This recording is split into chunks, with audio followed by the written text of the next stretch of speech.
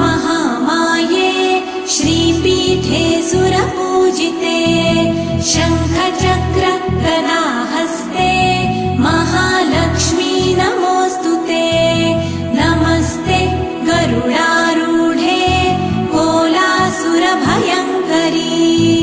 सर्वपाप हरे देवी महालक्ष्मी नमोऽस्तुते महादेव्यै च विद्महे विष्णुपत्न्यै च धीमहि तन्नो लक्ष्मी प्रचोदयात्।